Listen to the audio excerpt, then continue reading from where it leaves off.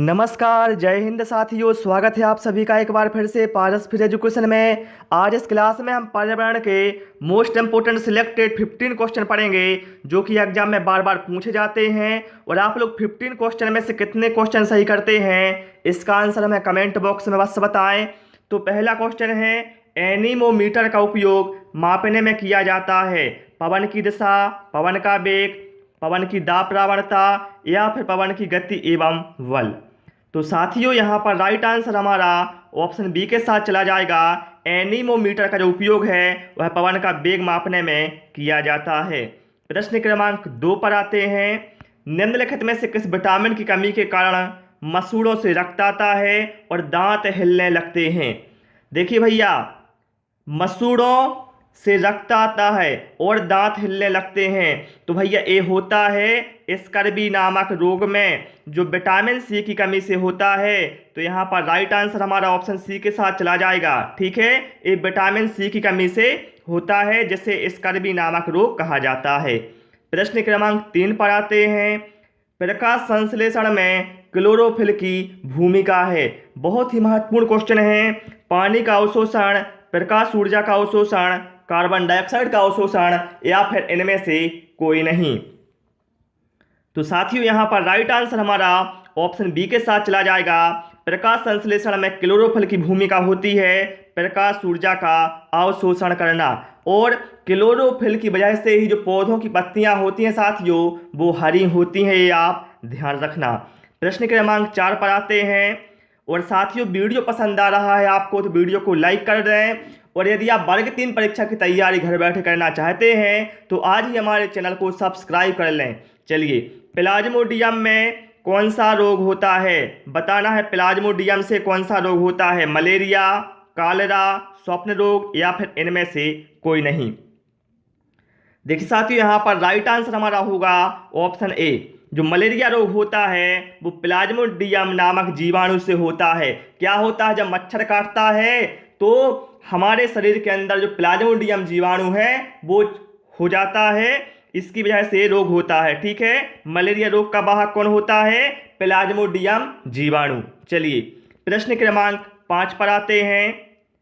कहा गया है, समुद्री पानी में जहाज के पानी की अपेक्षा समुद्री पानी में जहाज नदी के पानी की अपेक्षा आसानी से तैरता है, क्यों। देखिए, समुद्री पानी में जो जहाज है वो नदी के पानी की अपेक्षा आसानी से तैरता है। क्यों तैरता है, क्योंकि समुद्र के पानी का जो घनत्व है वह नदी के पानी के घनत्व से अधिक होता है। अतः यहाँ पर राइट आंसर हमारा ऑप्शन डी के साथ चला जाएगा।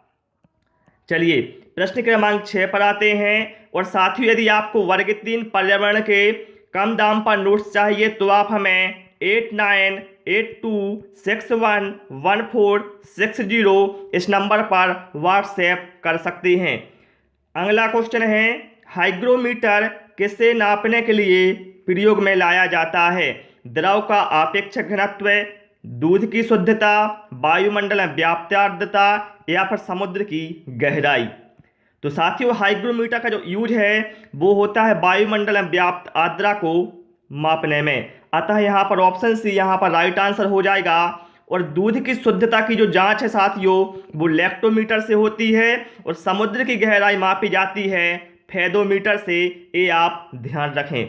चलिए प्रश्न क्रमांक 7, ईवीएस की पढ़ाई में कक्षा में प्रश्नोत्तर तकनीक का सबसे अच्छा उपयोग किसके लिए किया जा सकता है। शिक्षार्थियों में सीखने की जिज्ञासा उत्पन्न करने के लिए, विद्यार्थियों का ध्यान आकर्षित करने के लिए, प्रायोगिक कौशल को बढ़ावा देने के लिए या फिर कक्षा में अनुशासन बनाए रखने के लिए। तो देखिए, ईवीएस की पढ़ाई में साथियों कक्षा में प्रश्नोत्तर इसका जो सबसे अच्छा उपयोग है वो किया जा सकता है विद्यार्थियों में सीखने की जिज्ञासा उत्पन्न करने के लिए। क्योंकि जब आप विद्यार्थियों से प्रश्नोत्तर पूछेंगे तो उनमें क्या है, जानने की जिज्ञासा होगी कि आखिर ऐसा क्यों होता है। ठीक है, तो यहाँ पर राइट आंसर हमारा ऑप्शन ए के साथ चला जाएगा। चलिए प्रश्न क्रमांक 8, एक ही तरह की फसल बार बार उगाने और बहुत से रसायनों के प्रयोग करने से मृदा किसी विशेष फसल के लिए उपयोगी बन जाती है, बंजर हो जाती है, सिंचाई के लिए उपयुक्त बन जाती है या फिर उर्वर या उपजाऊ बन जाती है। तो देखिए साथियों, यदि आप एक ही तरह की फसल बार बार उगाएंगे और बहुत सारे केमिकल रसायनों का यूज करेंगे तो इससे क्या होगा, जो मृदा है धीरे धीरे कैसी है, अनउपजाऊ मतलब बंजर हो जाएगी। तो यहाँ पर राइट आंसर हमारा ऑप्शन बी के साथ चला जाएगा। चलिए प्रश्न क्रमांक 9, हाथियों के झुंड के बारे में सही कथनों को चुनिए। देखिए यहाँ पर हाथियों के झुंड के बारे में सही कथन चुनना है। हाथियों के झुंड में केवल हथनियाँ और 14 से 15 वर्ष के बच्चे ही रहते हैं। बिल्कुल सही है भैया पहला कथन। तो ऑप्शन बी में है, हाथियों के झुंड में किसी एक ही परिवार के सदस्य होते हैं। तो भैया एक ही परिवार के नहीं होते, दूसरे परिवार के भी साथ में होते हैं, तो ये कथन गलत है। ऑप्शन सी में है, झुंड की सबसे बुजुर्ग हथनी ही पूरे झुंड का नेता होती है, ये भी सही है। किसी झुंड में हथनियों और बच्चों की संख्या कितनी भी हो सकती है? नहीं भैया, ऐसा नहीं है, 10 से 12 ही होते हैं बस टोटल। ठीक, तो हमारा यहाँ पर ऑप्शन ए मतलब ए और सी सही है। तो ए और सी हमें ऑप्शन सी में दिया है, यही अपना राइट आंसर यहाँ पर हमारा हो जाएगा। चलिए प्रश्न क्रमांक 10, निम्नलिखित में से कौन सी नदी अपना रास्ता बदलने के लिए प्रसिद्ध है? नर्मदा, कोसी, ब्रह्मपुत्र या फिर दामोदर नदी? तो देखिए अपना रास्ता बदलने के लिए जो प्रसिद्ध नदी है वो है साथियों कोसी नदी। कौन सी है? कोसी नदी। यहाँ पर राइट आंसर क्या है हमारा? Option B. ध्यान रखना, जो कोसी नदी है इसको बिहार का शोक कहा जाता है। कई बार पूछा गया है कि बिहार का शोक किसे कहा जाता है, तो बिहार का शोक कोसी नदी को ही कहा जाता है। चलिए प्रश्न क्रमांक 11 पर आते हैं। और साथियों आप लोग अपनी तैयारी बिल्कुल जी जान से करते रहें, ठीक है। चलिए, क्योटो प्रोटोकॉल का प्रथम शिखर सम्मेलन किस देश में आयोजित किया गया था? क्योटो प्रोटोकॉल का जो प्रथम शिखर सम्मेलन है वह कहाँ हुआ था? संयुक्त राज्य अमेरिका, जर्मनी, जापान या फिर स्विट्जरलैंड? तो भैया वो हुआ था जापान में। तो यहाँ पर ऑप्शन सी हमारा राइट आंसर हो जाएगा।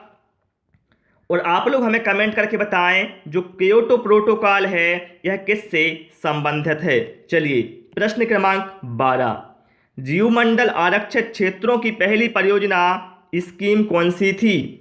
सुंदरबन जीवमंडल आरक्षित क्षेत्र, नीलगिरी जीवमंडल आरक्षित क्षेत्र, नंदा देवी जीवमंडल आरक्षित क्षेत्र या फिर मन्नार की खाड़ी जीवमंडल आरक्षित क्षेत्र? बताएं पहली परियोजना स्कीम कौन सी थी जीवमंडल आरक्षित क्षेत्रों में? तो भैया वो थी नीलगिरी जीवमंडल आरक्षित क्षेत्र। यहाँ पर ऑप्शन भी हमारा करेक्ट आंसर हो जाएगा। चलिए प्रश्न क्रमांक 13 पर आते हैं। भोजन में नमक का क्या महत्व है? देखिए भैया भोजन में नमक का बहुत महत्व है। क्या महत्व है भैया भोजन का? नमक का भोजन में पानी में भोजन के कणों की विलयता में वृद्धि, भोजन के पाचन के लिए जरूरी हाइड्रोक्लोरिक अम्ल के उत्पादन में सहायता करना, खाना पकाने की प्रक्रिया को आसान करना या फिर भोजन का स्वाद बेहतर करना। भैया नमक का ये मतलब नहीं होता कि भोजन का स्वाद बेहतर हो जाए। हाँ होता है, ये भी होता है, लेकिन सबसे जो मुख्य होता है वो होता है भैया नमक का कि भोजन के पाचन के लिए जरूरी हाइड्रोक्लोरिक अम्ल के उत्पादन में सहायता करना। ये होता है नमक का महत्व भोजन में। यहाँ पर ऑप्शन भी हमारा करेक्ट आंसर बिल्कुल हो जाएगा। चलिए प्रश्न क्रमांक 14 पर आते हैं। विटामिन B2 का दूसरा नाम क्या है? थायमीन, हीमोग्लोबिन, राइबोफ्लेविन या फिर डेक्स्ट्रोज? तो विटामिन B2 का जो दूसरा नाम है साथियों वो है राइबोफ्लेविन। तो यहाँ पर ऑप्शन सी हमारा करेक्ट आंसर हो जाएगा। चलिए प्रश्न क्रमांक 15, जलीय पौधों का भोजन स्रोत होता है? पादप प्लवक, समुद्री खरपतवार, जलीय प्लवक या फिर प्राणी प्लवक? तो यहाँ पर राइट आंसर साथियों हमारा ऑप्शन ए के साथ चला जाएगा। जलीय पौधों का जो भोजन स्रोत है वो होता है पादप प्लवक। ये कई बार एग्जाम में पूछा गया है, इसको ध्यान रखना।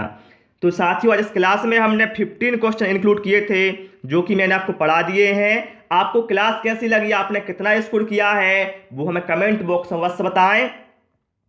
और यदि आपको साथियों क्लास पसंद आई हो तो आपसे रिक्वेस्ट है कि वीडियो को लाइक करें, दोस्तों के साथ इस वीडियो को शेयर करें और नए नए वीडियो पाने के लिए चैनल को सब्सक्राइब करें, जिससे आपको आने वाले समय में और भी नए नए वीडियो मिलते रहें। Thanks for watching this video.